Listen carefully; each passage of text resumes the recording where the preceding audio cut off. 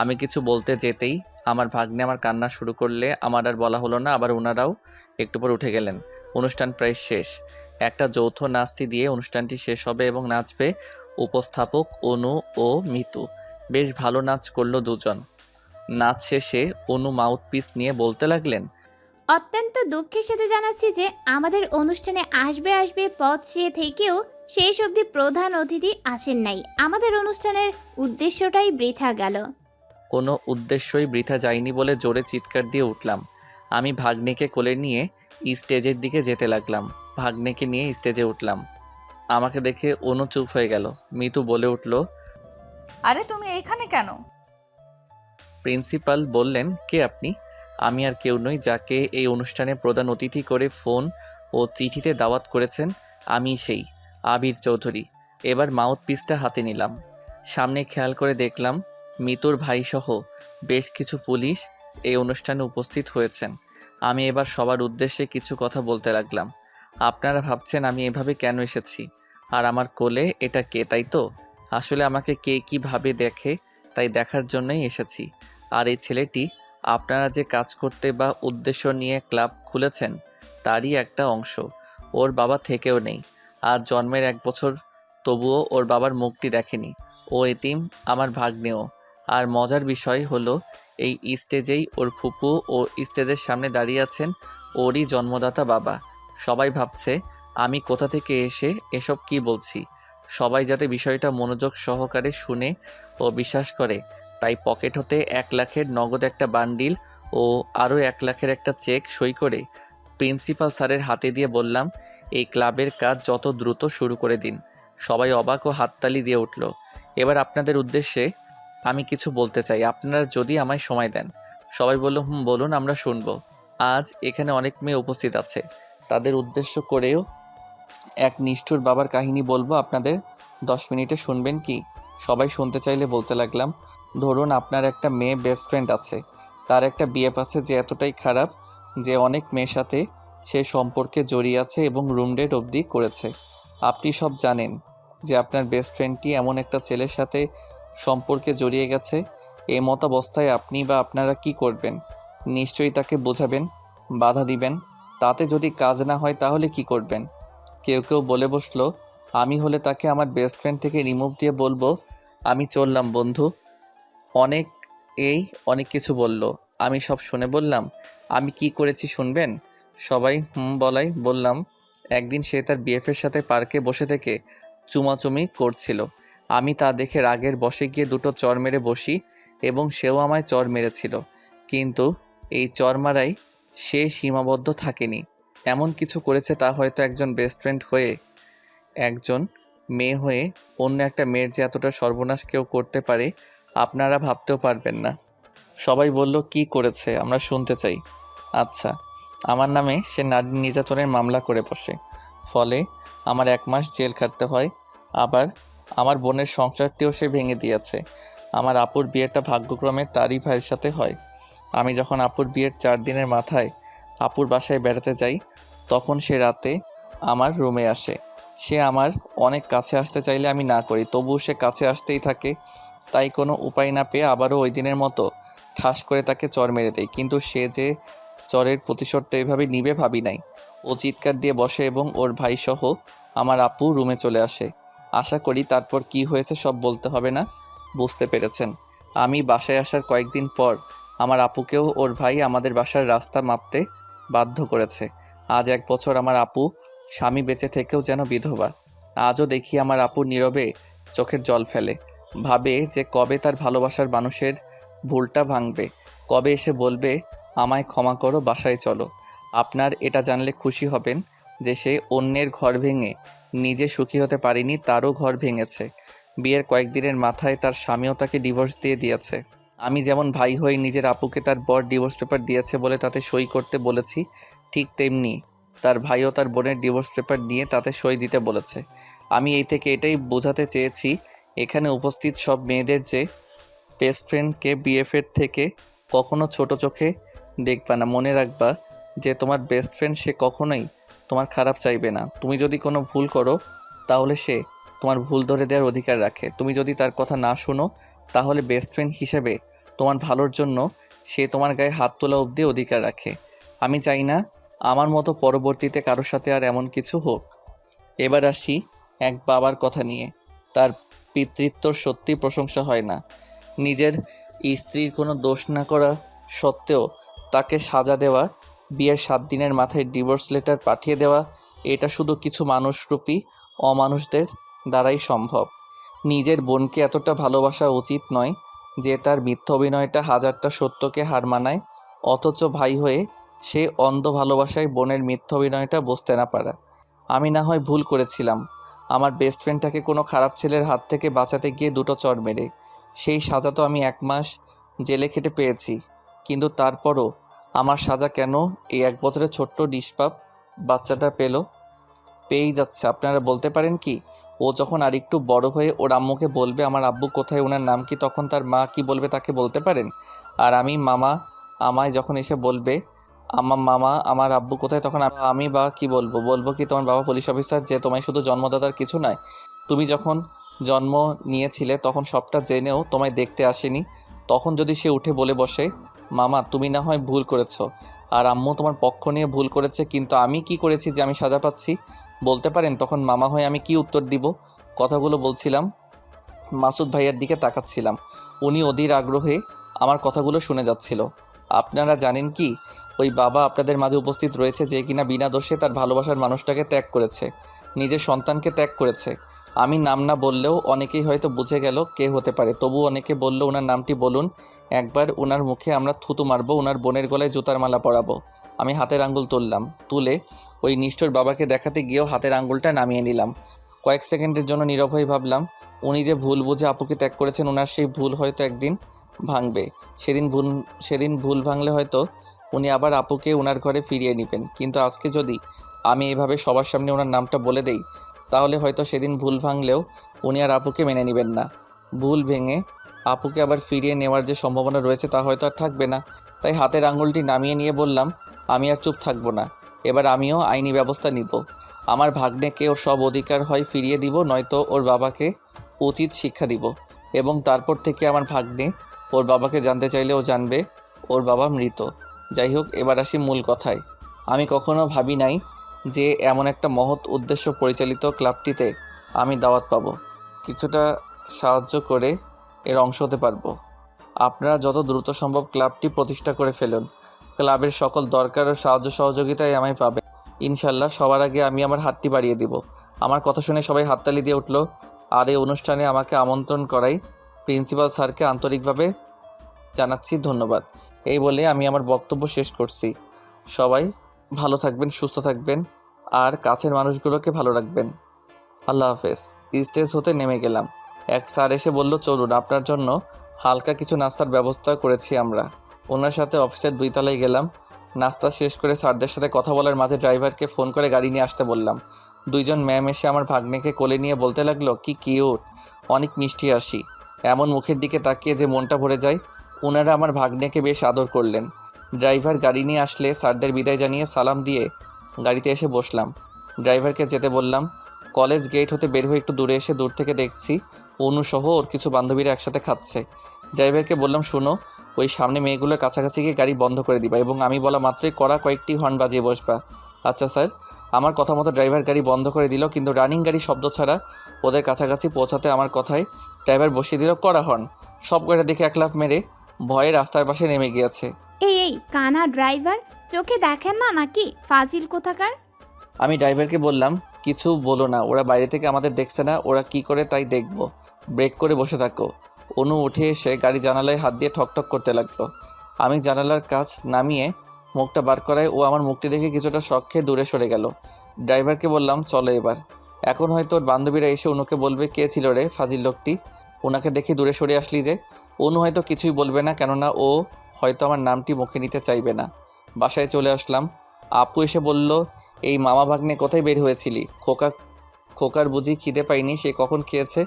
দে খোকাকে আমায়, তুই যা ফ্রেশ হয়ে খাবি আয়।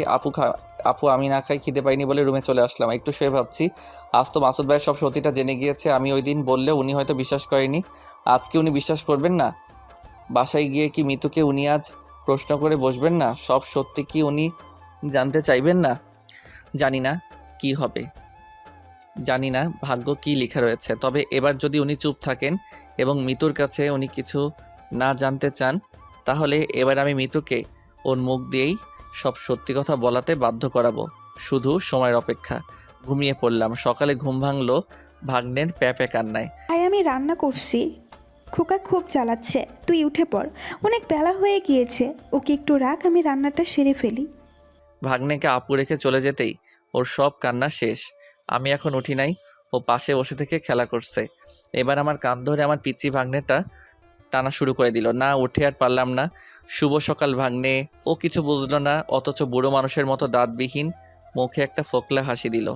ভাগ্নে দাঁত ব্রাশ করেছো? চলো এবার দাঁত ব্রাশ করে আসি। ওকে কোলে নিয়ে আয়নার সামনে গিয়ে দাঁত ব্রাশটা করে ফেললাম। এবার ভাগ্নেকে বিছানায় রেখে হাত মুখ ধুয়ে ফ্রেশ হয়ে নিলাম। রুমে এসে ওর সাথে মজা করছি। তুমিও সবার মতো এবার আব্বুর কোলে উঠবে ভাগ্নে। আর বেশি দেরি নেই, তোমার ফুপু ও আব্বুকে উচিত শিক্ষাটা এবার দিব আমি। কিসের উচিত শিক্ষা ভাই? ভাই আমি চাই তুই এসব নিয়ে কিছুই করবি না।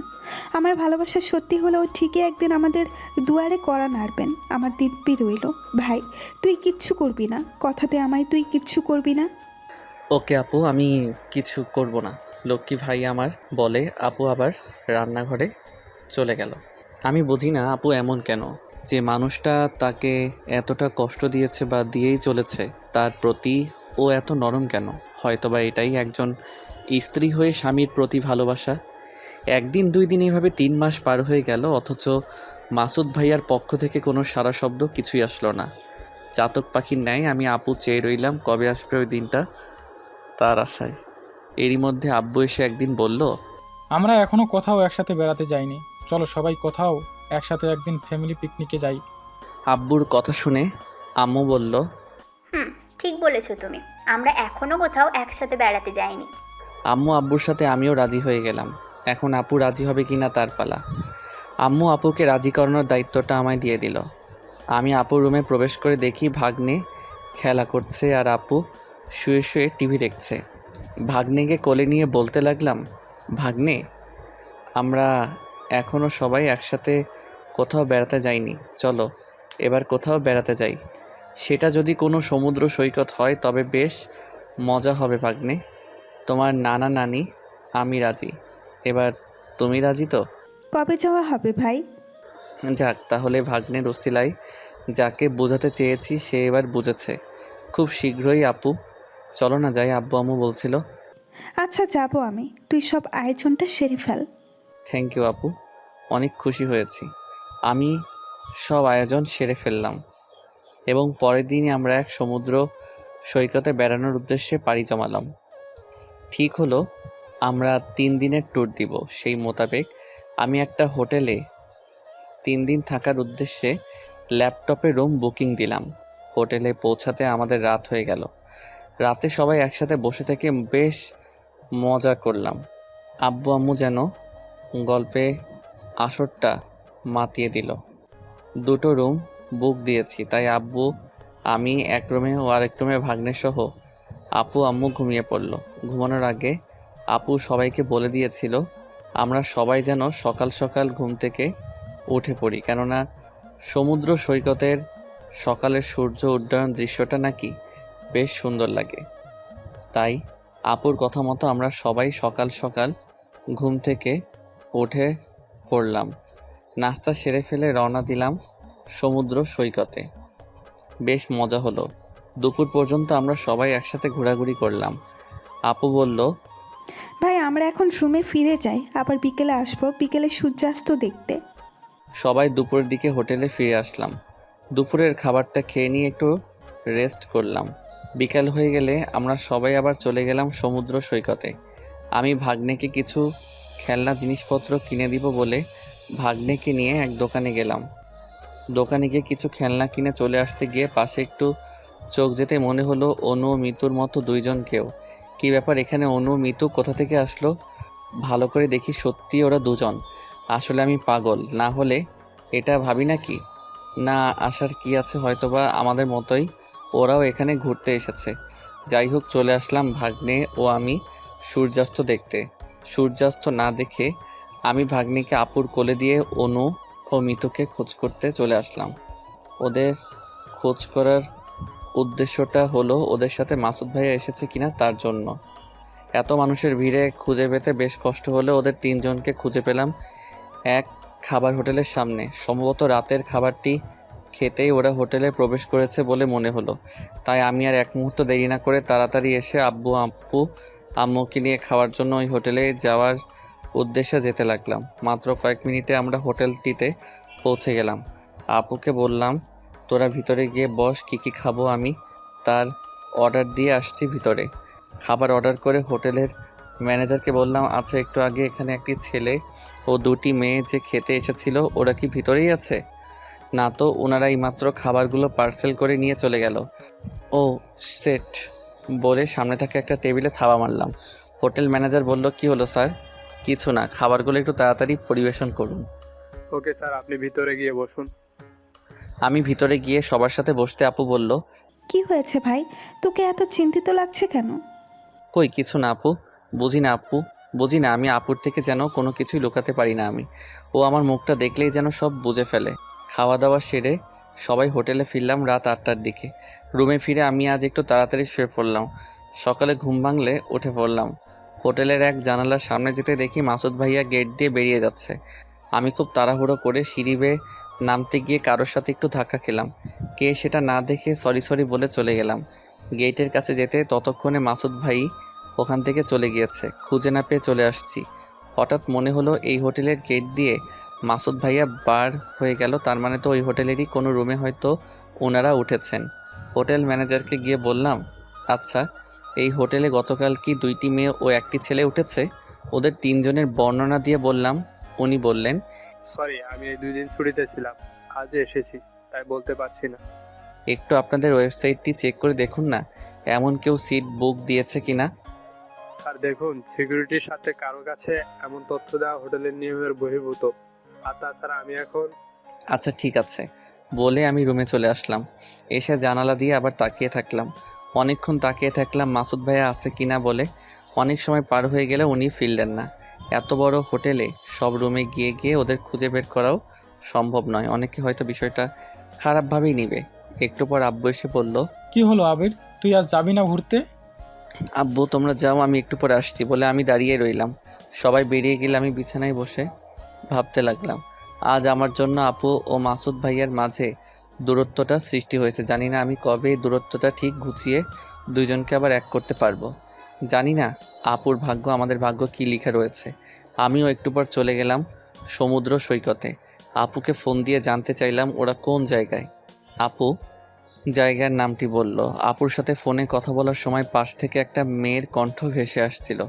মনে হচ্ছিল কণ্ঠটা অনেক চেনা, এর আগেই যেন কণ্ঠটা অনেকবার শুনেছি আমি। যাই হোক আমি চলে গেলাম।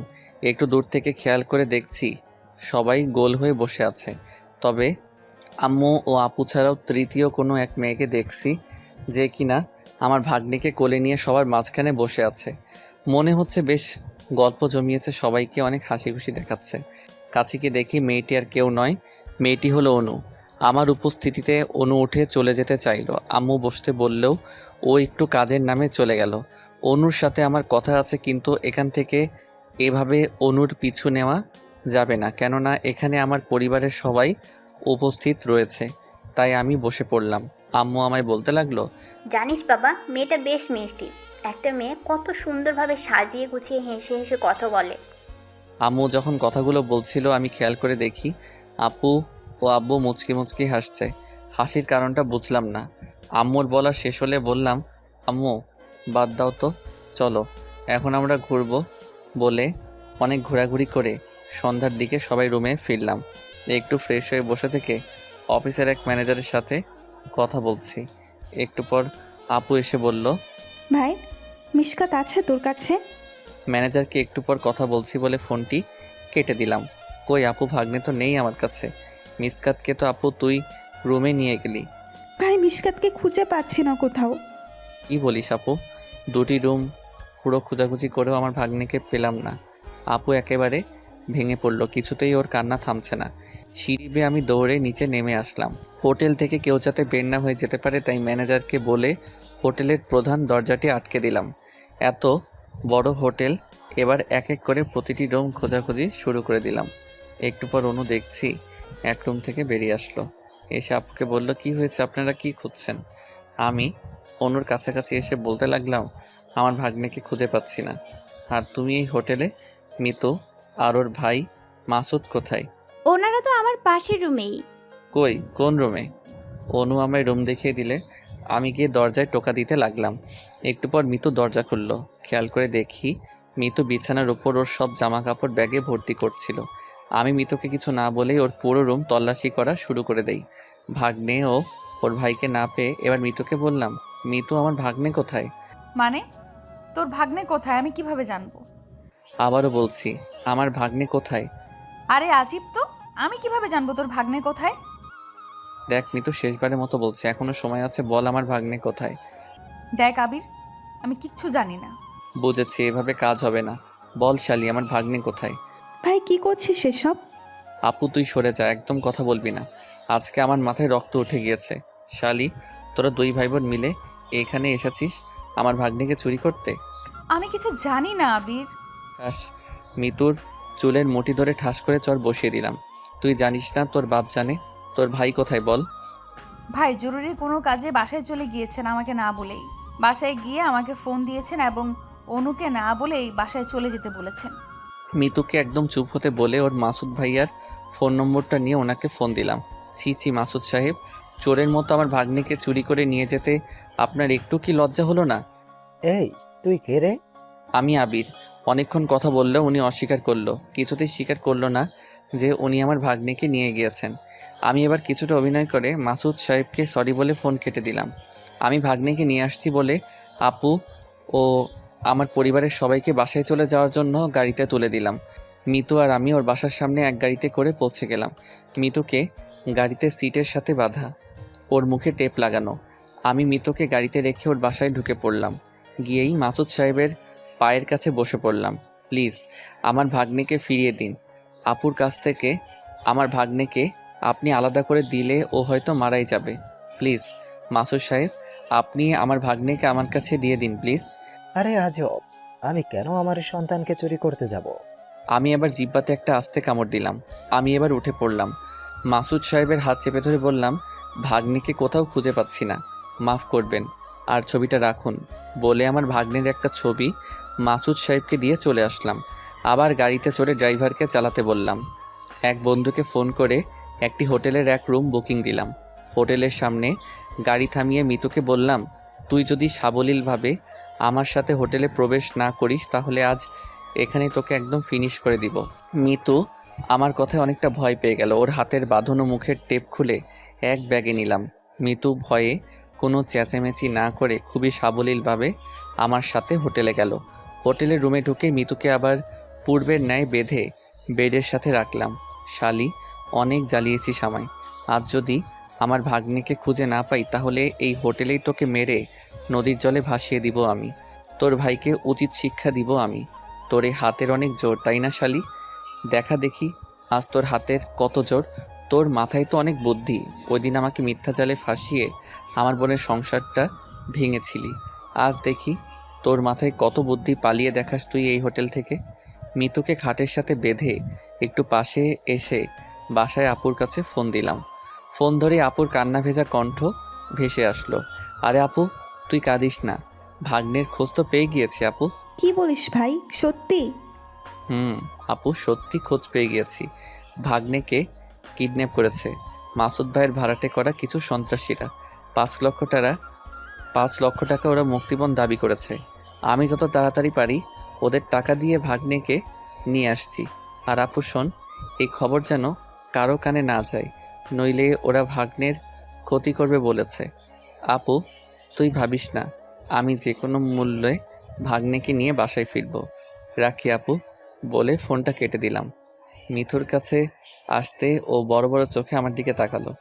আমি ওর মুখের টেপটি খুলে দিলাম।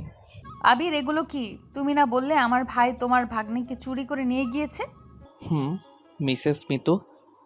তাহলে এখন আবার তোমার আপুকে ফোন দিয়ে এসব কি বললে? আমি একটা হাসি দিলাম। আবির, এগুলো কি হচ্ছে? তোমার ভাগ্নেকে কিডন্যাপারটা তুলে নিয়ে গিয়েছে আর আমায় এইভাবে নিয়ে এসে বেঁধে রেখেছো কেন? আমি আবার হাসি দিলাম। আমার ভাগ্নেকে তোমার ভাই চুরি করে নিয়ে গেছে, এটা হোটেলের সবাই জানে। আমার ভাগ্নে কিডন্যাপ হয়েছে, এটা তুমি, আমি, আপু আর আমার পরিবার জানে। কিছুই বুঝছো না তো মিস মিতু? মিতু মাথা নাড়িয়ে জানালো না, ও বুঝছে না। গুড মিস মিতু, 2 দিন এভাবে থাকলেই সব বুঝতে পারবে।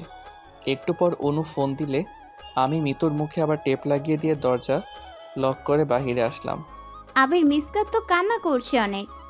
অনু, তুমি এক কাজ করো, ওকে কিছু খাবার খাওয়াও আর তুমি মাথাটা ওর সামনে দাও। অদ্ভুত হলেও সত্যি, আমার ভাগ্নে 2 সেকেন্ডের মধ্যে ওর কান্না থামিয়ে দিবে। তোমার চুল ও কান টেনে। আমার কথা মতো অনু তাই করলো এবং মিসকাত কান্না থামালেও কিছুটা হয়তো অবাক হয়ে গেল। আচ্ছা অনু, তুমি ওকে দেখে শুনে রেখো বলে ফোনটা কেটে দিলাম। আপনারা ভাবছেন এসব কি হচ্ছে? চলুন আপনাদের সব খুলে বলা যাক। আসলে আমার ভাগ্নেকে কেউ কিডন্যাপ মাসুদ সাহেব চুরি করেননি। ওই দিন রাতে আমার ঘুম আসছিল না, তাই হোটেলের বাইরে পায়চারি করতে করতে একসময় ছাদে চলে যাই। ছাদে গিয়ে এত রাতে অনুর মতো কাউকে এত রাতে ছাদে বসে থেকে কাঁদতে দেখে আমি কিছুটা অবাক ও ভয় পেয়ে যাই। সাহস নিয়ে অনুর কাছে গেলে দেখি আসলেই অনুই ওটা। আমাকে দেখেই অনু আমার কাছে ক্ষমা চায়। আমি ওকে ক্ষমা করে দেই। এরপরই আমরা অনুর রুমে আসি।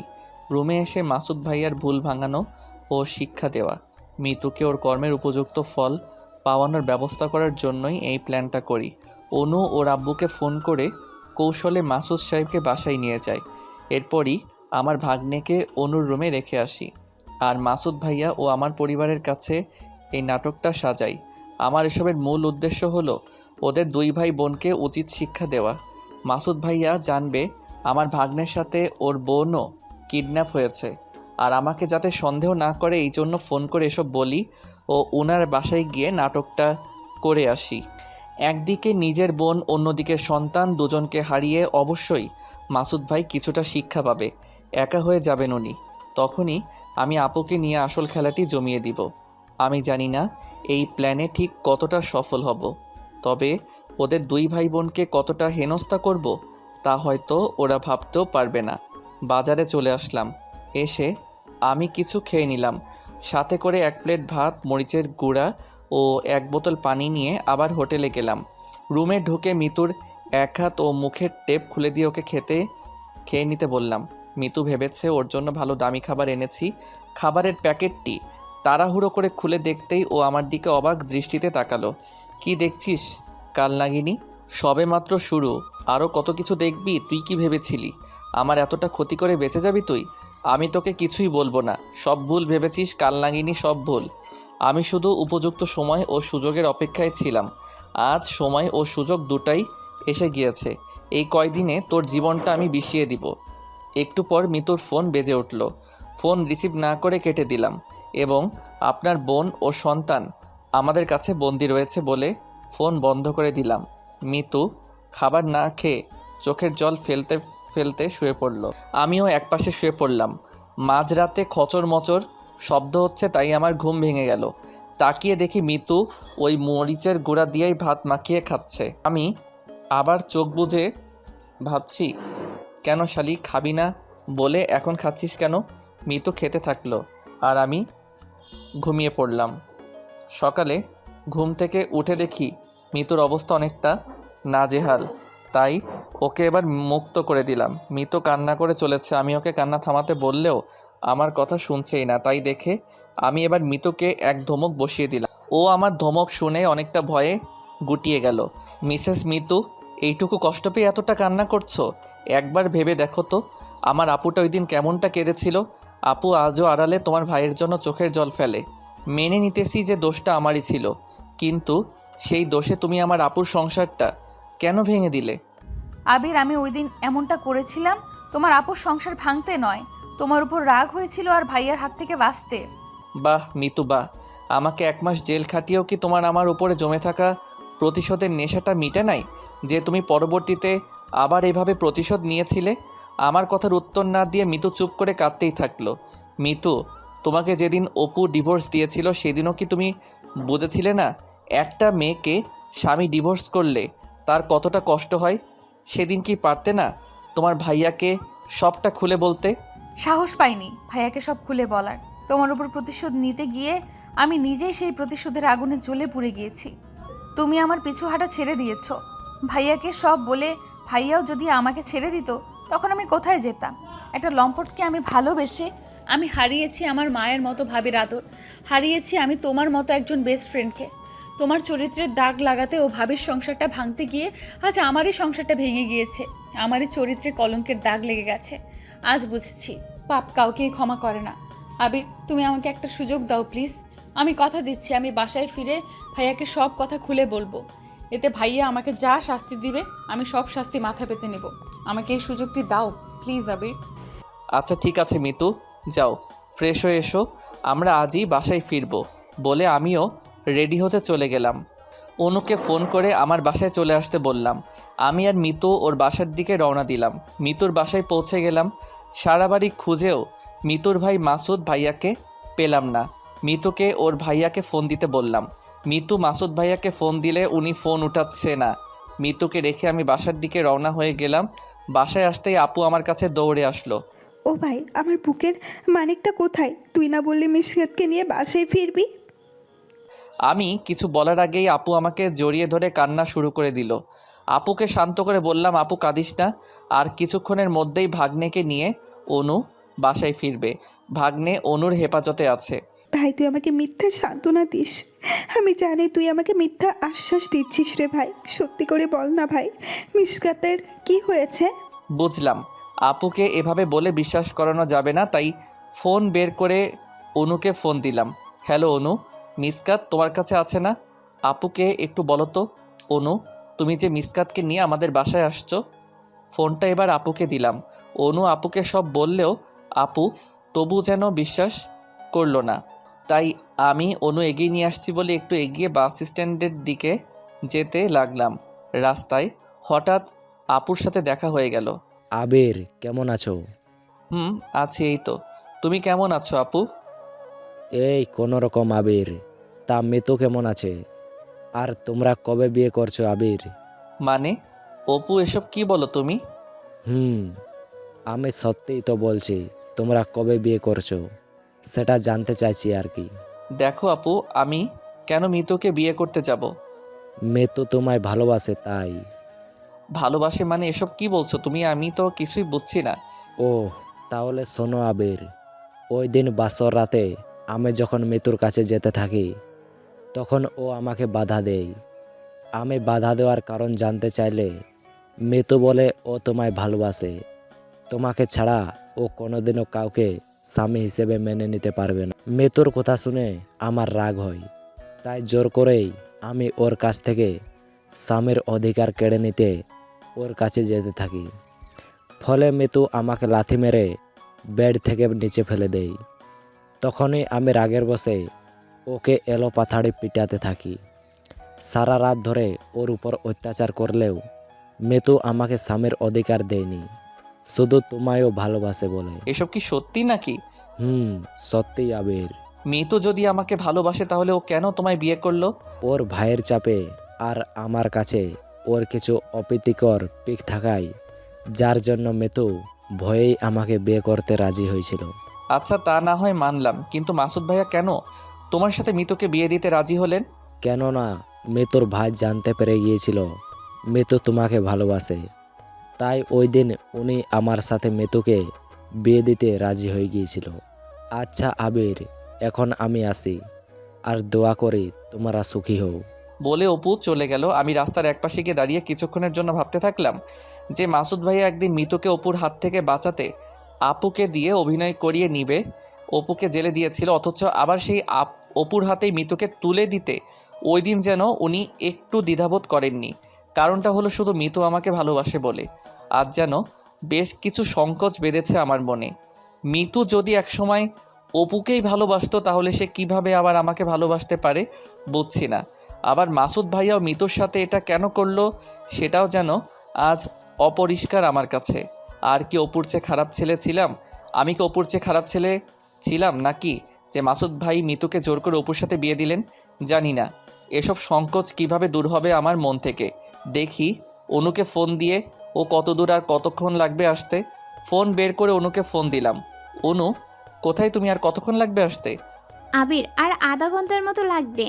অনু, তোমায় আসতে তো এত সময় লাগার কথা নয়। আবির, আমরা ট্রাফিক জ্যামে আটকে পড়েছিলাম, তাই দেরি হচ্ছে আর কি।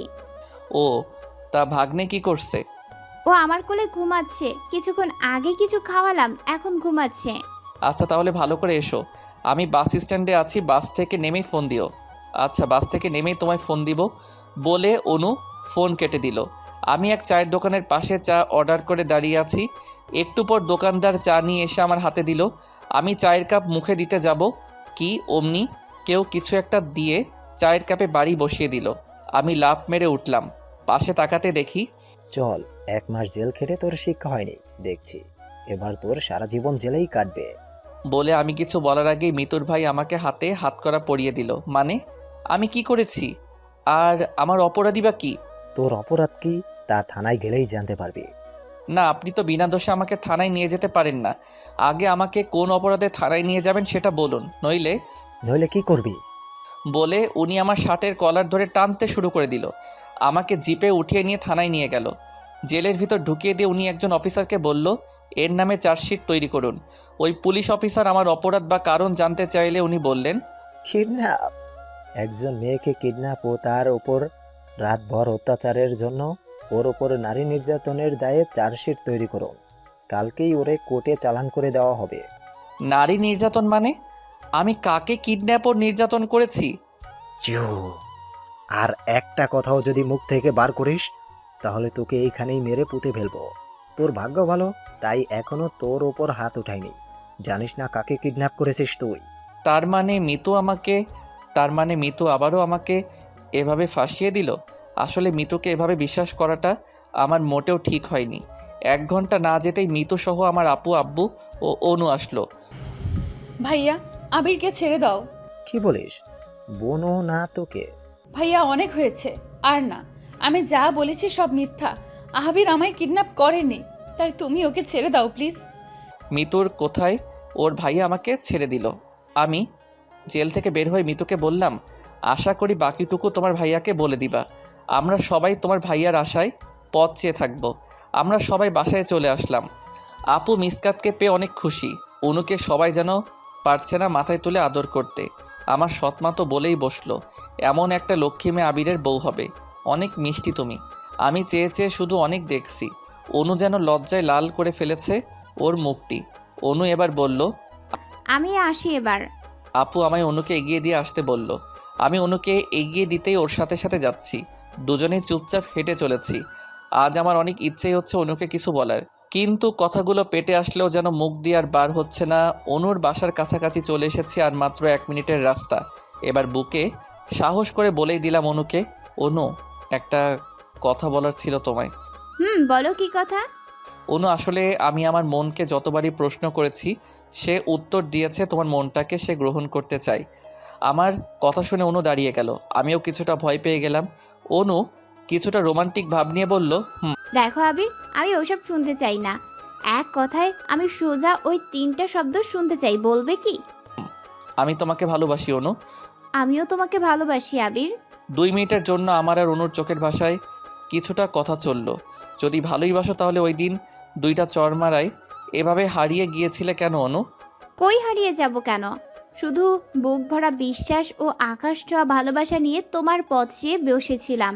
আমি শুধু একটা কথাই ভাবতাম, আমি যদি সত্যি তোমাকে ভালোবেসে থাকি তাহলে একদিন না একদিন তোমাকে পাবোই। আমার সমস্ত অস্তিত্ব জুড়েই শুধু তুমি ছিলে আবির। তাই অনু, সত্যি আমায় এতটা ভালোবাসো? সত্যি আবির, আমি তোমাকে মন প্রাণ দিয়ে ভালোবাসি। অনুকে জড়িয়ে ধরতে সাহস পাচ্ছি না, তবে অনেক ইচ্ছা করছে অনুকে বুকের সাথে শক্ত করে জড়িয়ে ধরি। তবে আমার সেই সাহস যেন হচ্ছে না। আচ্ছা আবির, এবার আমি আসি তাহলে। অনু বাই বলে ওর বাসায় চলে গেল। আমিও বাসায় চলে আসলাম। এসে আমার রুমে গিয়ে শুয়ে শুয়ে ভাবছি, অনুকে বউ করতে পারলে সত্যি আমি অনেক ভাগ্যবান হব। ওর ভালোবাসায় আমার জীবনটা সুখে ভরে যাব। নিজের সুখের কথা ভাবতে গিয়ে যেন বুকের ভেতর কিছু একটা নাড়া দিয়ে উঠল। কল্পনার বেশি মনে হলো কেউ যেন আমায় বলছে, নিজের সুখের সংসার ও বউয়ের কথা ভাবছিস, তোর বোনের সংসারটা নিয়ে ভাব, তোর বোনের সুখ নিয়ে ভাব। আমার সুখ যেন হারিয়ে গেল। আমি এবার কি করব? এত চেষ্টার পরও মাসুদ ভাইয়া যদি আপুকে মেনে না নেয় তাহলে আর কি করব? আর কি করতে পারি? আপু, আমি কি করতে বাদ রেখেছি? কত পথই না অবলম্বন করলাম, তবুও কাজ হলো না। একটিবারের জন্য উনি যেন আপুর কথা ভাবেননি ওনার এমন একটা নিষ্পাপ সন্তানের কথা।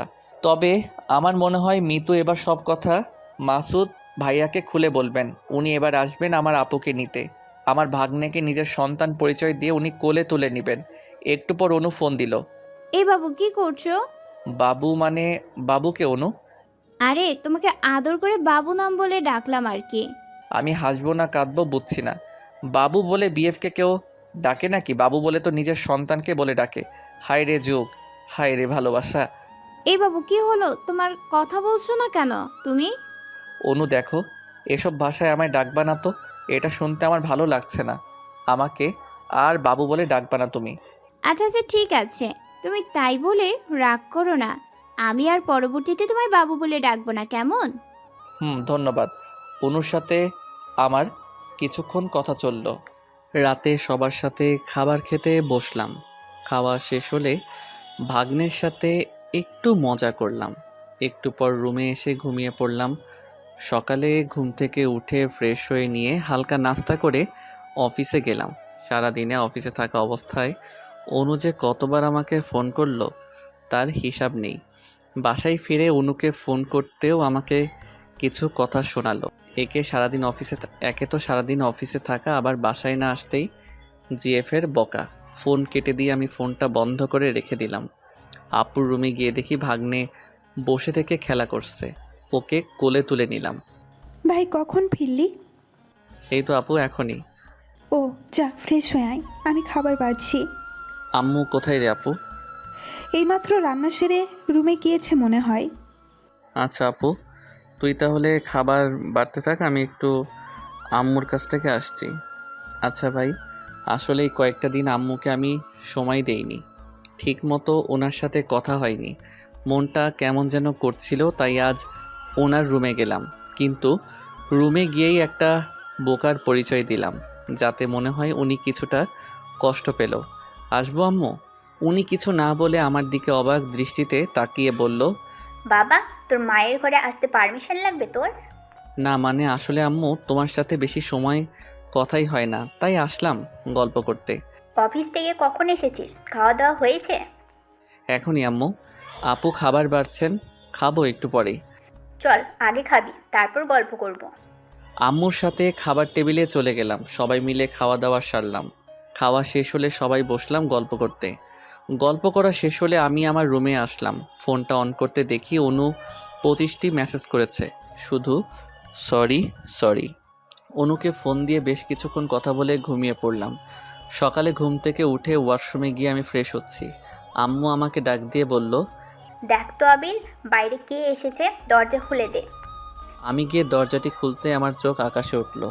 মাসুদ ভাইয়া ও তার বোন মিতু আজ প্রথমবারের মতো এসেছে আমাদের বাসায়। আমাকে কিছু না বলে মাসুদ ভাইয়া মাথা নিচু করে দাঁড়িয়ে থাকলো। আরে ভাইয়া, এভাবে দাঁড়িয়ে আছেন কেন? ভিতরে আসুন ভাইয়া। মাসুদ ভাইয়া আমার হাতে একটা মিষ্টির প্যাকেট ধরিয়ে দিল। ভাইয়া, এগুলোর কি দরকার? আসুন ভিতরে। মাসুদ ভাইয়ার সাথে সাথে মিতু পিছন পিছন বাসার ভিতরে ঢুকলো। মাসুদ ভাইয়া বাসায় ঢুকে এদিক ওদিক তাকাচ্ছে। ভাইয়া, এতিমদের বাসা কি দেখছেন? উনি হয়তো আমার কথায় কিছুটা অপমান বোধ করলো। আপু কোথায় তুই? এদিকে আয় তাড়াতাড়ি, দেখ কে এসেছে। ভাই একটু ব্যস্ত, আসছি একটু পর। আপু ওর রুম থেকে এই কথা বলল। মিতু সহ মাসুদ ভাইকে ডাইনিং রুমে আমরা বসতে দিলাম। আম্মু কোথায় তুমি? এদিকে আসো। আম্মু এসেই জানতে চাইলো, কে ওনারা বাবা? চিনছি না তো। আম্মুর না চিনবারই কথা, কেননা আম্মু তো জানে না মাসুদ ভাইয়া আপুর স্বামী কিনা। আরে আম্মু, উনি তোমার মেয়ের জামাই, আমার দুলাভাই। ও, তা বাবা কেমন আছো? মা, ভালো আছি। আপনারা কেমন আছেন? হ্যাঁ বাবা, ভালো আছি। উনি তোমার বোন বুঝি? মা, ও আমার ছোট বোন মিতু। আচ্ছা, তোমরা বসো। আম্মু মিষ্টির প্যাকেটটি ভিতরে নিয়ে গেল। ওই আপু কি করিস? বাইরে আয়, এসে দেখে তো যা কে এসেছে। আসছি রে ভাই, তোর ভাগ্নে কোলে টয়লেট করেছে, শাড়িটা পাল্টিয়ে আসছি। একটু পর আব্বু আসলেন। আব্বুকে দেখে মাসুদ ভাইয়া দাঁড়িয়ে সালাম দিলেন। আব্বুকে সালাম দেওয়া দেখে আমি কিছুটা অবাক হলাম, কেননা আম্মু আসলে উনি সালাম দেয়নি, আর না দেবারই কথা, উনি তো আম্মুকে চিনতেন না। তা কেমন আছো? ভালো আছি আব্বা, আপনি কেমন আছেন? এই আল্লাহ রেখেছে ভালোই। তা উনি বুঝে তোমার বোন? আব্বা, ও আমার ছোট বোন মিতু। ও, লাবণ্যের মুখে একদিন শুনেছিলাম তোমার নাকি বিয়ে হয়েছে। তা তোমার বরকে নিয়ে আসলে না যে? আমি এবার জিব্বাতে কামড় দিয়ে বলছি, গুড আব্বু, একেবারে বাস। আব্বুর কথা শুনে মিতুর উঁচু মুখটা নিচু হয়ে গেল। আরে লজ্জা পাওয়ার কি আছে? এরপর আবার আসলে তোমার বরকে নিয়ে আসবা, কেমন? আম্মু নাস্তা নিয়ে আসলেন। মাসুদ ভাইয়া ও মিতুকে নাস্তা এগিয়ে দিয়ে আমি একটু আপুর রুমের দিকে এগিয়ে গেলাম। কিরে আপু, কখন থেকে ডাকছি তোকে, চল বাহিরে, তোর জন্য সারপ্রাইজ আছে আজকে। ভাই তুই কি সারপ্রাইজ দিবি আমি তা সব জানি, জানালা দিয়ে আমি সব দেখেছি। কি বলিস আপু, তুই দেখেও বাইরে আসতেছিস না? না ভাই। কেন আপু, তুই কি মাসুদ ভাইয়া আসাতে খুশি হস নাই? আপু কিছু না বলে চুপ করে দাঁড়িয়ে থাকলো। তুই বাইরে যা ভাই, আমি একটু পর আসছি। আসলে মাসুদ ভাইয়া, আসলে আপু যতটা খুশি হবে বলে আমি মনে করেছিলাম তা নয়। আপুর চোখ মুখ আজ অন্য কোনো কথা বলছে। আমি আপুর রুম থেকে চলে আসলাম। অনু ফোন করলে আমি একটু আমার রুমের দিকে গেলাম। অনুর সাথে একটু কথা বলে ডাইনিং রুমের দিকে আসতেই দেখি মাসুদ ভাইয়া আব্বুর হাত ধরে বসে আছে। আরে বাবা, এগুলো কি করছো? ছাড়ো ছাড়ো, আমরা তো রাজি। তুমি লাবণ্য মাকে গিয়ে বলো, ও যেতে চাইলে আমরা না করব না, আমরা সবাই রাজি।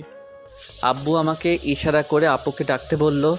আমি আবার আপুকে ডাক দিলাম, আপু আসলো না। আপু কেন আসছে না আমার আর বুঝতে বাকি রইল না। আমার মনে হচ্ছে আপু মাসুদ ভাইয়ার বাসায় যাবে না, আর এই জন্যে আপুকে বারবার ডাকা সত্ত্বেও আপু বাইরে আসছে না। আচ্ছা আব্বা, আমি দেখছি বলে মাসুদ ভাইয়া আপুর রুমে গেল। আমরা সব ডাইনিং রুমে দাঁড়িয়ে থাকলাম। একটু পর আপুর রুম থেকে পরপর ঠাস ঠাস করে শব্দ আসলো। মনে হলো আপু বা মাসুদ ভাই কে যেন কাউকে চর মেরেছে। আমারই বাড়িতে এসে আমারই বোনকে আজকে যদি মাসুদ ভাইয়া গায়ে হাত দেয় তাহলে একদম ঠিক হবে না।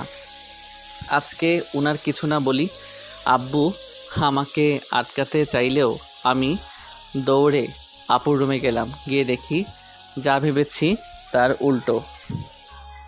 মাসুদ ভাইয়া গালে হাত দিয়ে দাঁড়িয়ে আছেন, তার মানে চরটা আপুই মেরেছে বুঝলাম। তো আমি আর কিছু না বলে চুপ করে দাঁড়িয়ে রইলাম। তুমি বেরিয়ে যাও এই বাড়ি থেকে, তোমার মুখ আমি দেখতে চাই না।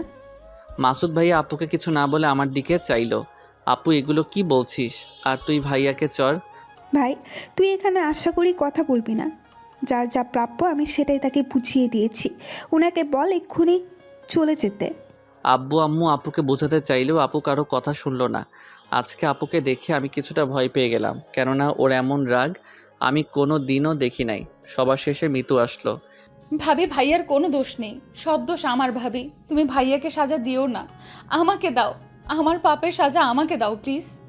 আবির আমি তোকে কি বলেছি, বললাম না ওনাদের চলে যেতে বল, নয়তো ওই দিনের মতো আমিও আজ বলতে বাধ্য হব যে না গেলে ঘাড়ে ধাক্কা মেরে বাহির করে দিব।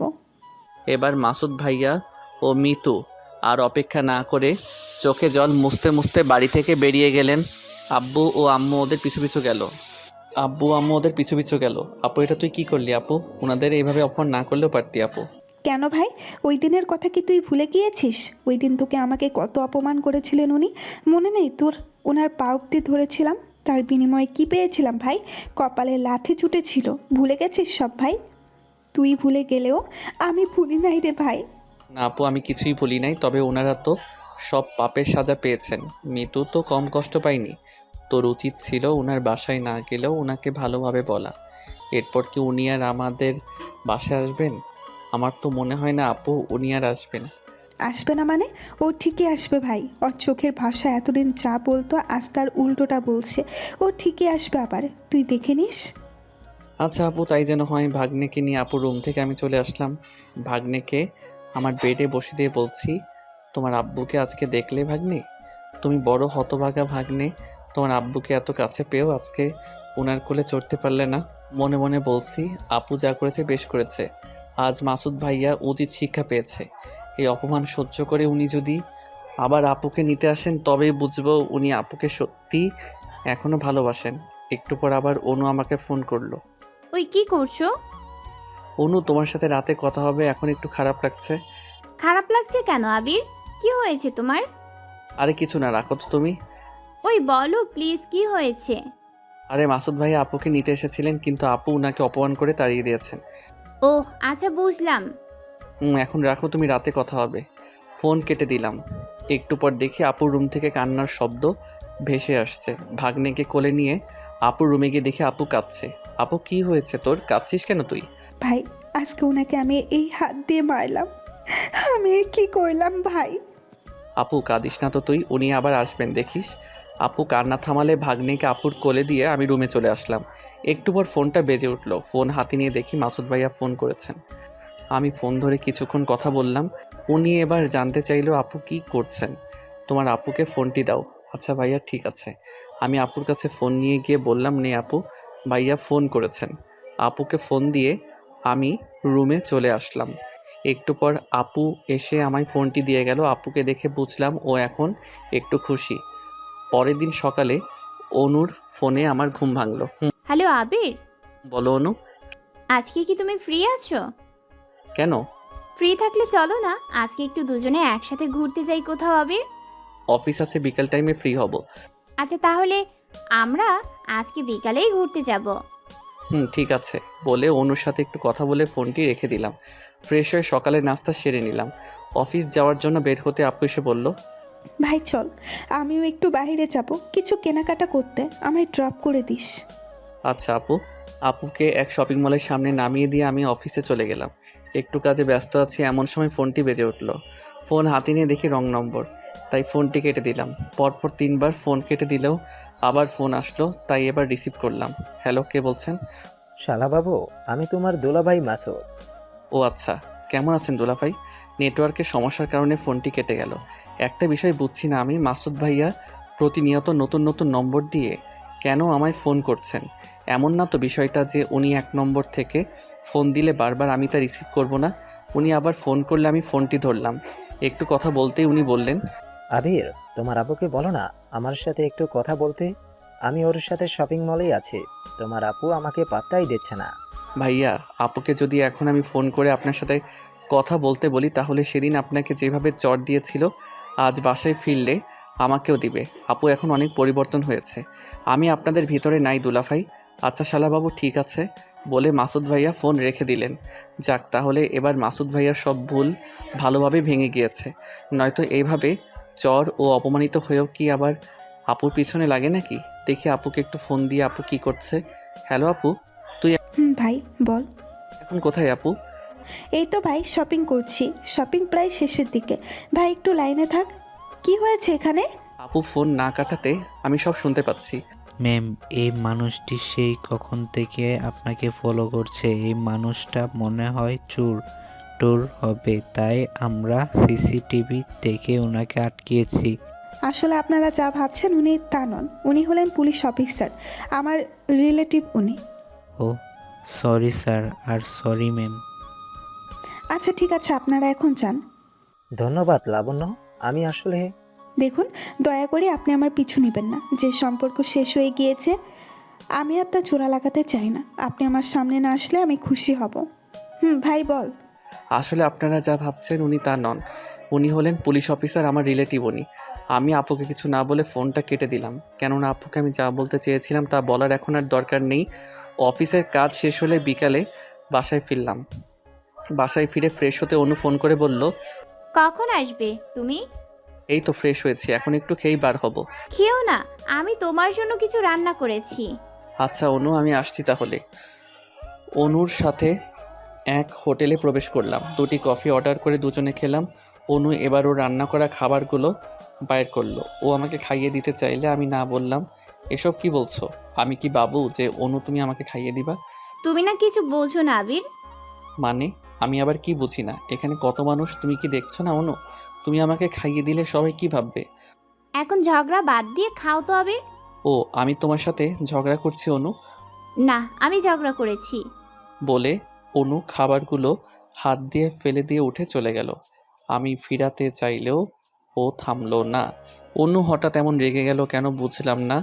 আর আমিও একটা হাদারাম, ও আমার জন্য কষ্ট করে এত কিছু রান্না করে আনলো আর আমি কি না।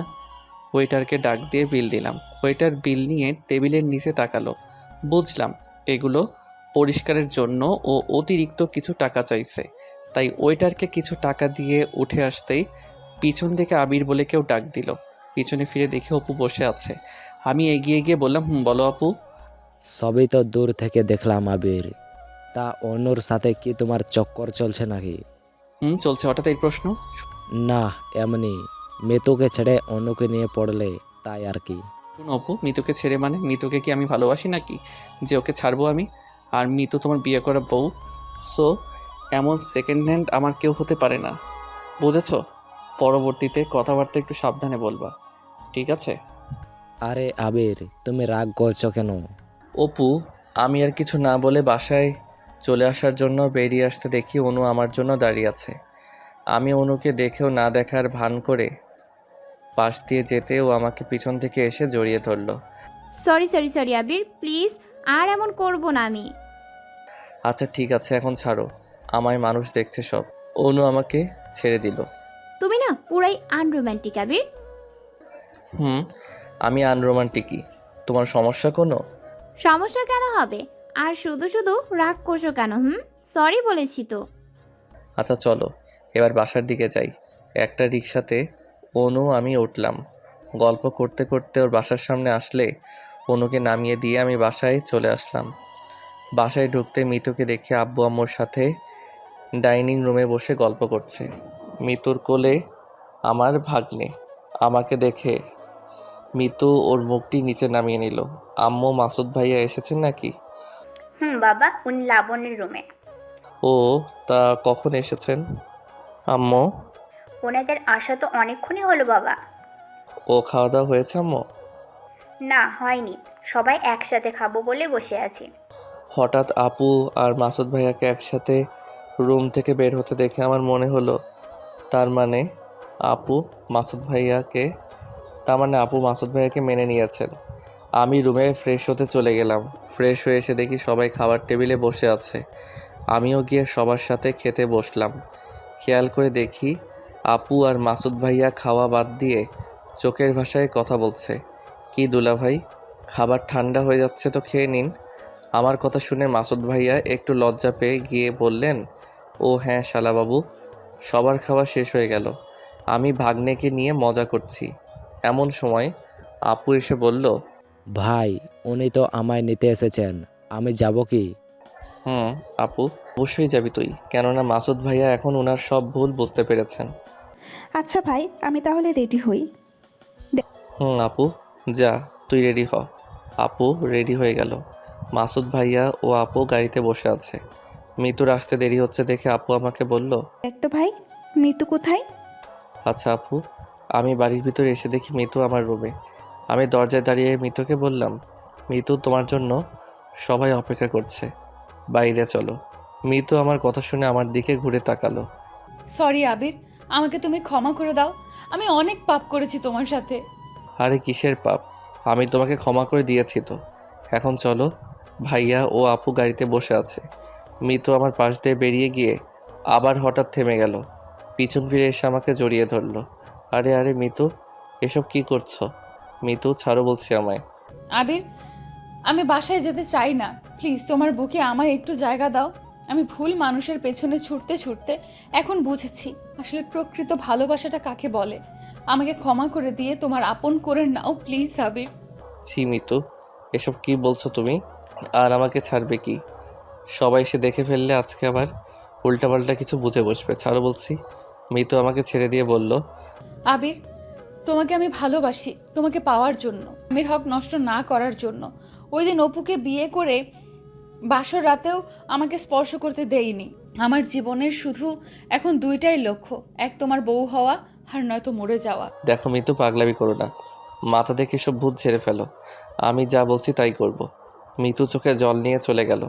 আমি ওর পিছন পিছন এসে ওদের বাই জানালাম। ওরা সবাই চলে গেল। আমরা বাসায় ঢুকতেই বাসাটা কেমন জানি ফাঁকা ফাঁকা লাগছে। এতদিন বাসাটা আনন্দে ভরপুর ছিল।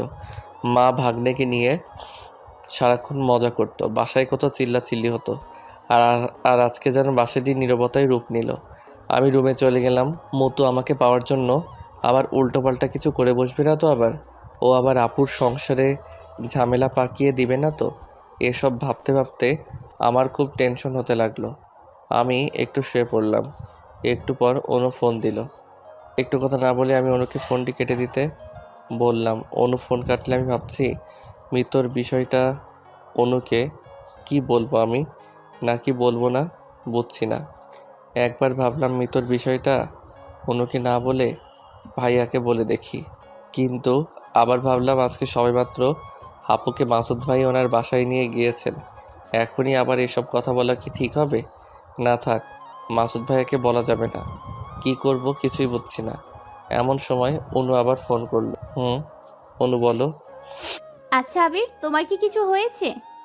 কই, কিছু হবে না তো অনু। আবির প্লিজ বলো আমায়। আরে কি হবে, কিছুই না। মাসুদ ভাই এসেছিলেন, আপুকে নিয়ে গেলেন। তার মানে আপুকে মাসুদ ভাইয়া মেনে নিয়েছে আবির? এত খুশির খবর আবির, মন খারাপ মনে হচ্ছে কেন তাহলে তোমার? আপু চলে গেল। আমার ভাগ্নিটার সাথে কত মজা করতাম, আজকে ও নাই, তাই একটু খারাপ লাগছে আর কি। ও আচ্ছা। অনু, কালকে ফ্রি আছো? চলো না, কালকে একটু একসাথে কোথাও ঘুরতে যাই। আচ্ছা ফ্রি আছি। তাহলে কাল তো অফিস ছুটি, সকাল সকাল বার হয়ে যাবেও তাহলে। অনু ঠিক আছে বলল। কিছুক্ষণ কথা বলে ফোনটি রেখে দিলাম। পরের দিন গাড়ি নিয়ে অনুর বাসার সামনে চলে গেলাম। অনুকে নিয়ে চললাম ঘুরতে। একটু ঘোরাঘুরি করার পর এক দোকানের পাশে এক গাছের নিচে বসলাম। দোকানদারকে 2টি চা দিতে বললাম। চা খেতে গেলে অনু বলল, চা পরে খাবে, আগে এগুলো খেয়ে নাও। তার মানে আজকেও তুমি রান্না করে নিয়ে এসেছো অনু? ভয় পেও না তুমি, আজকে তোমাকে খাইয়ে দিতে চাইবো না। আচ্ছা আচ্ছা ঠিক আছে। অনুর হাতে রান্না করা খাবারগুলো খেলাম। বেশ ভালো রান্না করেছে অনু, তাই ওকে ধন্যবাদ জানালাম। খাওয়া দাওয়া শেষ। হঠাৎ আপু ফোন দিল। আপু কেমন আছিস? ভালো আছি ভাই, তুই কেমন আছিস? ভালো আপু। ভাগ্নে কি করছে? ভাই আর বলিস না, আসার পর থেকে তোর ভাগ্নের শুধু মামা মামা করছে। কাল আয় একটু বেরিয়ে যা। আচ্ছা আপু, অনু কি নিয়ে আসবো সাথে? আচ্ছা কাল আসিস তাহলে। বলে ফোন রেখে দিলাম। অনু চলো এখন বাড়ির দিকে যাওয়া যাক, আর কালকে চলো আপুর বাসায় ঘুরে আসি। আচ্ছা। অনুকে নিয়ে গাড়িতে আসছি আর ভাবছি না মৃত্যুর বিষয়টা অনুকে বলেই দিই তাহলে। মৃত্যুর বিষয়ে অনুকে সব খুলে বললাম। মিতু যে আমার বান্ধবী আমার ভাবতেই অবাক লাগে, আমি ওর বান্ধবী ছিলাম। দেখো অনু, আজকে সব সমস্যা ও ভুলের সমাধান হয়েছে, কিন্তু মৃত্যুর জন্য মনে হয় আবার নতুন করে সমস্যার সৃষ্টি হবে। না আবির, কিছু হবে না। মিতুকে অপুর সাথে মিলিয়ে দিলেই তো কিছু হবে না, সব সমস্যার সমাধান। তুমি ঠিক বলেছ, কিন্তু একবার ভেবে দেখেছো কি আমার এক হাতে আপুর পুনরায় ফিরে পাওয়া সুখের সংসার, আর অন্য হাতে মৃত্যুর ভালোবাসা নামের পাগলামি। একটু এদিক সেদিক হলেই তো আবার আপুর সংসারটা ভেঙে যাবে অনু। তুমি শুধু শুধু টেনশন করছো, এমন কিছুই হবে না আবির। না হলে ভালো হবে অনু। অনুর বাসার সামনে পৌঁছে অনুকে নামিয়ে দিলাম। বাসায় এসে রুমে বসে আছি, হঠাৎ আব্বু আমার রুমে আসলো। আব্বু কিছু বলবা? না মানে তোর আপু তো চলে গেল, এবার তুই বাসায় একজনকে নিয়ে আয়, বাসাটা খালি খালি লাগছে বড়। আব্বু কাকে আনবো বুঝলাম না। তোর মা বলেছিল তুই বিয়ে কর, আর তুই নাকি অনুকে পছন্দ করিস, আমরা কি ওর পরিবারের সাথে কথা বলবো? আব্বুর কথা শুনে আমি কিছুটা লজ্জা পেয়ে গিয়ে মাথা নাড়িয়ে হ্যাঁ সূচক উত্তর দিলাম। তাহলে বাবা আমরা কালকেই যাই অনুর বাসায়, বিয়ের প্রস্তাব নিয়ে কি বলিস? আব্বু কালকে নয়, তোমরা বরং 1 সপ্তাহ পরে যাও। আচ্ছা তুই যা বলবি তাই হবে। পরের দিন অফিসে গেলাম। যাওয়ার সময় অনুকে ফোন করে বললাম দুপুর টাইমে আমি অফিস থেকে ডিরেক্ট তোমার বাসার সামনে যাব, ওখান হতে আমরা আপুর বাসায় রওনা দিব, তাই তুমি দুপুরের দিকে রেডি থেকো। আচ্ছা ঠিক আছে। দুপুরের দিকে অফিস হতে রওনা দিলাম। এক চায়ের দোকানের সামনে গিয়ে গাড়ি থামিয়ে চা খাচ্ছি, এমন সময় অপু কোথা থেকে যেন হাজির। অপু কেমন আছো? আছি কোনো রকম, তুমি? ভালো আছি অপু। তা আজকাল একাই থাকো নাকি তোমার বন্ধুরা সব কোথায়? বাদ দেও ওদের কথা, সবাই বিয়ে করে সংসারমুখী হয়ে গিয়েছে। আমি কপাল পুড়া, সব সময় এখন একাই ঘুরি। মামা আর 1 কাপ চা দেন। চলো অপু ভিতরে গিয়ে বসি, বলে অপুর সাথে দোকানের ভিতরে গিয়ে বসলাম। আচ্ছা অপু, মনে কিছু না করলে একটা কথা জিজ্ঞেস করি তোমাকে? আরে কি মনে করব, বলো তুমি কি বলতে চাও। আচ্ছা তুমি কি মিতুকে সত্যি ভালোবাসো অপু? আসলে এক সময় আমি মিতুর দেহ ও সহায় সম্পত্তিকে ভালোবাসতাম, কিন্তু যেদিন ওকে আমি বিয়ে করেছিলাম ওই দিন সত্যি আমি ওকে নিজের বউ করে নিতে চেয়েছিলাম লোভ লালসা ছেড়ে নতুন করে জীবনটা শুরু করতে। কিন্তু বাসর রাতে কি থেকে কি হয়ে গেল ওইসব। অপুর চোখে দুফোঁটা জল থেকে বুঝলাম আগের অপু আর এখনকার অপু এক নয়। ও অনেক পরিবর্তন হয়ে গিয়েছে। তার মানে অপু, তুমি মিতুকে এখন মিস করো আর ভালোবাসো, তাই না অপু? অপু মাথা নাড়িয়ে বলল, কিন্তু তাতে আর কি লাভ? মিতুকে আমি হারিয়ে ফেলেছি। অনেকবার ওর সাথে যোগাযোগ করতে চেয়েছি, কিন্তু মিতু করেনি। ও শুধু আমায় এখন ঘৃণা করে। দেখো অপু, মনে বিশ্বাস রাখো। তুমি যদি মিতুকে সত্যি এখন ভালোবাসো তাহলে তুমি মিতুকে অবশ্যই ফিরে পাবা। কিন্তু কিভাবে পাবো আবির? সেটা সময় বলে দিবে।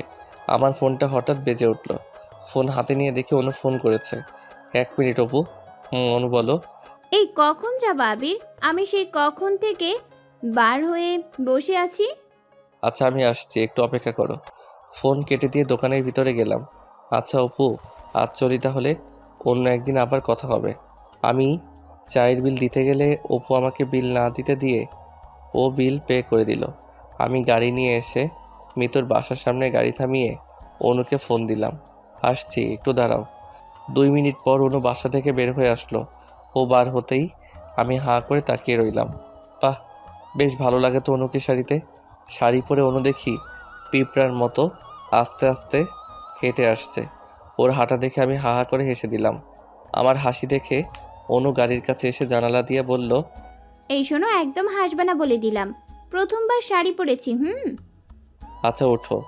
অনু শাড়িতে তোমাকে বেশ সুন্দর লাগছে। তাই নাকি? ধন্যবাদ মিস্টার। মনে হচ্ছে কি জানো অনু, মনে হচ্ছে তুমি বিয়ে করা কার যেন বউ। আর বউ মানে? তোমার বউ আমি, তোমার ফিউচার বউ আমি। অনু আসার সময় এক দোকানে অপুর সাথে দেখা হয়েছিল। ও আচ্ছা। অনু, অপু তো অনেক পরিবর্তন হয়ে গিয়েছে। অপু এখন মন থেকে মিতুকে ভালোবাসে। ও তাহলে তো ভালোই হবে। মিতুর সাথে অপুকে আমরা মিল করে দিব। কিন্তু মিতুকে রাজি করাতে পারবো কি আমরা অনু? অবশ্যই পারবো আবির। আচ্ছা। আবির শোনো না, একটা কথা। বলো অনু।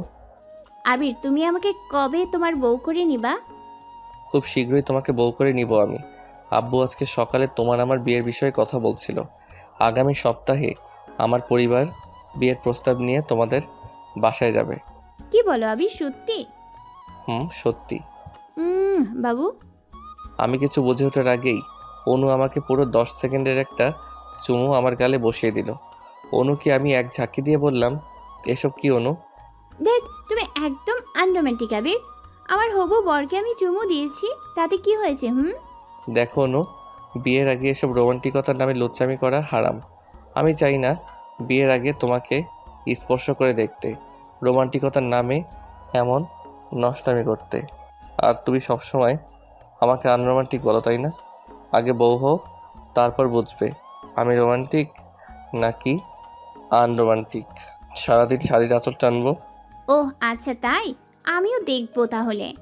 আপুর বাসায় পৌঁছে গেলাম। গেট দিয়ে দুটো হর্ন দিতেই দারোয়ান গেট খুলে দিল। আমি গাড়ি জানালা দিয়ে মাথা বার করে বললাম, কেমন আছেন চাচা? ভালো। তুমি কেমন আছো বলতে গিয়ে চাচার মুখে কথাটি আটকে গেল।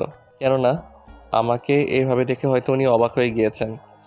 গাড়ি থেকে নামতে আপু ভাগ্নেকে কোলে নিয়ে বেরিয়ে আসলো। আমার গুলুমুলু ভাগ্নেটা কেমন আছে বলে ভাগ্নেকে কোলে নিলাম।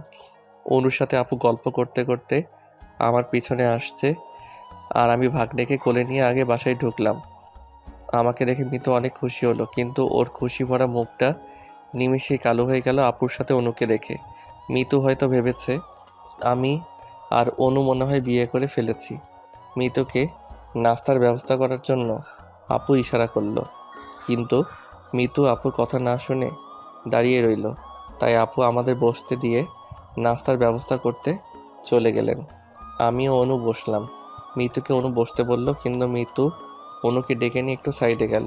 একটু পর অনু আসলে আমি জানতে চাইলাম মিতু ওকে কি বলল। অনু একটু মুচকি হাসি দিয়ে বলল, মিতু ভেবেছে তোমার সাথে আমার বিয়ে হয়ে গিয়েছে, তাই আমাকে ডেকে বলল যে আমরা কবে বিয়ে করেছি। ও তা তুমি কি বললে অনু?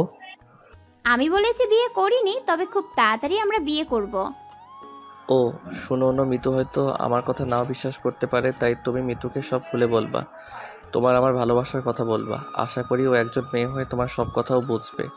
আর অপুর বিষয়টাও মিতুকে বলবা। আবির, সব বলবো আমি আজকেই মিতুকে সব বললে কেমন হয় আবির? আজকেই তো বলতে হবে, কেননা আমরা তো সন্ধ্যার দিকে বাসায় চলে যাব। আবির, আমার মনে হয় তোমার আপুকেও আমাদের সব জানানো উচিত।